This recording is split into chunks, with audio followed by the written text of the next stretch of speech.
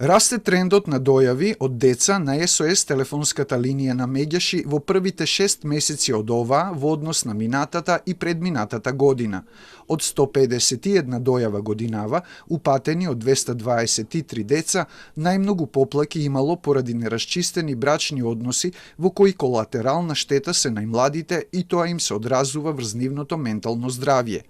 Пета година поред, со висок процент на 32% или 98 деца, талкаат во нерасчистени меѓубрачни односи, нефункционални родителски одговорности, непостапување по основ на Центарот за социјална работа или Центарот за социјална работа со многу високи ингеренции, не може да го оствари правото на видување на детето со вториот родител. Децата се отуѓуваат од родителите, а за време на пандемијата главниот старател ја злоупотребувал можноста да го спречи детето да го види другиот родител.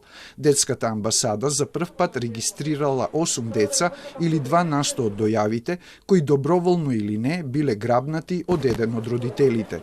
Тоа е индикатор дека системот е нефункционален и покрај законската можност родителите да се договорат. Центарот за социјална работа треба да биде клучен фактор во тоа да му овозможи на детето подеднакво и спрема препораките на Комитетот за правата на детето да остварува подеднакво право на видување со двата родители. Потребно е доекипирање на Центарот за социјална работа, но изголемување на бројот на обуки за вработените, смета операторката на СОС телефонот Јулијана Велковска. Втор проблем или 27% од дојавите биле за насилство врз децата. На трето место или 19% од јавувањата се за непристапност на децата до образование и здравствена заштита, а на четврто место или 10% од пријавите се за проблеми со менталното здравје како последица на брачните односи.